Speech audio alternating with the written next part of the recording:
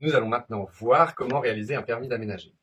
Pour le bien de la vidéo, on va utiliser comme exemple un permis d'aménager et non une demande préalable de travaux. C'est à peu près la même chose, si tant est que la demande préalable de travaux ne passe qu'en mairie et ne va pas jusqu'à la DDT ou à d'autres organismes, avec des cas particuliers comme les architectes des bâtiments de France, où là la demande préalable de travaux va de toute façon aller à la direction départementale du territoire. On va donc faire un exemple en remplissant d'abord le CERFA. Ce remplissage pourra être automatisé grâce à une application qui sera sur le site internet de l'atelierdome.fr, mais vous pouvez néanmoins le faire par vous-même en téléchargeant le CERFA sur le site .gouv.fr. On va donc faire étape par étape, et tout d'abord on commence par la partie grand 1. Vous remplissez, vous êtes un particulier. Attention, première erreur, si vous êtes une personne morale, vous ne pouvez pas déclarer vous-même votre permis d'aménager, il faudra avoir recours avec un architecte. Donc vous êtes bien un particulier. Si vous le faites pour une association, il faudra avoir recours à un architecte. La partie grand 2, coordonnées du demandeur, rien de bien compliqué. Vous remplissez avec votre adresse électronique si vous voulez recevoir les nouvelles par mail. Partie grand 3, on arrive sur le terrain. Et là, encore une fois, rien de compliqué. Si vous déposez pour plusieurs parcelles cadastrales, il va bien falloir remplir une annexe qui se trouve tout à la fin du document.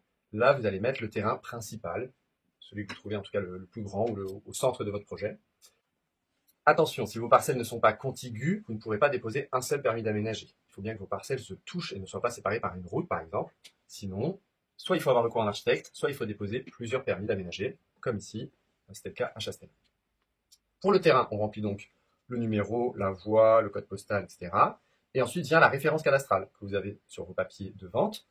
Quand on est dans un cas comme celui du compromis de vente, on va demander au précédent propriétaire, au propriétaire actuel du coup, de nous donner le préfixe, la section, le numéro. On peut également le retrouver sur Internet, sur geoportail.gouv.fr.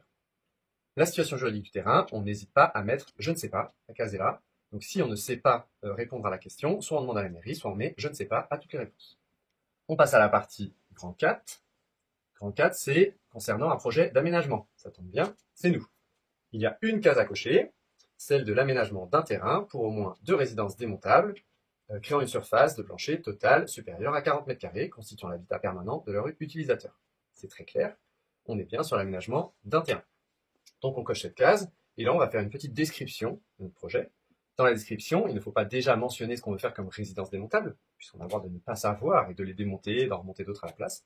Donc on va seulement dire que on va aménager tant de surfaces de terrain sur 3 zones différentes, par exemple, pour des résidences démontables. On peut à la limite dire que les matériaux utilisés seront biosourcés, par exemple, si on sait. Ensuite, 4.2, c'est pour un lotissement, ce n'est pas pour nous. 4.3, c'est pour l'aménagement d'un camping, ce n'est pas pour nous. Et donc là, l'erreur à ne pas faire, ce serait de remplir l'implantation d'habitat léger de loisirs, HLL. Nous sommes des résidences démontables et pas des HLL, puisqu'on va y habiter à la nuit. On passe à la partie grand 5, et là, c'est à remplir seulement pour une demande comprenant un projet de construction. Donc le titre dit tout, on va remplir aucun des points 5.1, 5.2, 5.3, ni ceux à suivre. Pourquoi? Puisque nous faisons des résidences démontables, sans fondation, pouvant être autonomes vis-à-vis des réseaux, et donc nous ne sommes pas des constructions. On passe donc directement à la partie grand 6. Grand 6, c'est à remplir lorsque le projet nécessite des démolitions, ce n'est pas notre cas. Le grand 7, participation pour voirie et réseau, c'est quand il y a eu des constructions, ce n'est pas notre cas. On passe donc à la suite. Le grand 8, c'est pour l'application d'une législation connexe. Si vous êtes au courant que vous êtes sur un site patrimonial remarquable, si vous êtes dans une zone indiquée dans le document, il faut le cocher. Si jamais vous ne le savez pas, normalement, votre mairie va vous le dire, et donc il ne faut pas hésiter à demander. Qu'est-ce que ça implique? Quand on est par exemple aux architectes des bâtiments de France, eh bien, le délai pour instruction du dossier va être allongé d'1 mois, par exemple. Ça implique aussi d'autres choses, et on verra ça dans la vidéo numéro 3. Le grand 9, c'est l'engagement du ou des demandeurs, c'est-à-dire le lieu, vous datez, vous signez. Et là, il ne faut pas s'arrêter là. Il faut bien penser, une fois qu'on a fait ça, à aller sur la page d'après. On arrive sur la page des bordereaux de dépôt des pièces jointes. Donc quand on fait un CERFA comme celui-ci, il faut annexer des documents. On va voir ensuite la réalisation de toutes ces pièces. Et donc nous, en obligation pour des résidences démontables, on va avoir le PA1, PA2, PA3, PA4, PA4-1 et PA15-3. On va maintenant voir la réalisation de toutes ces pièces.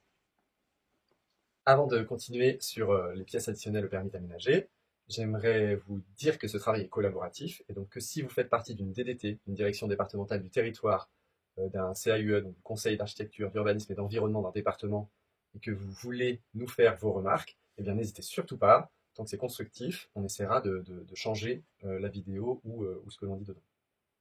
On continue donc avec les pièces additionnelles pour le permis d'aménager.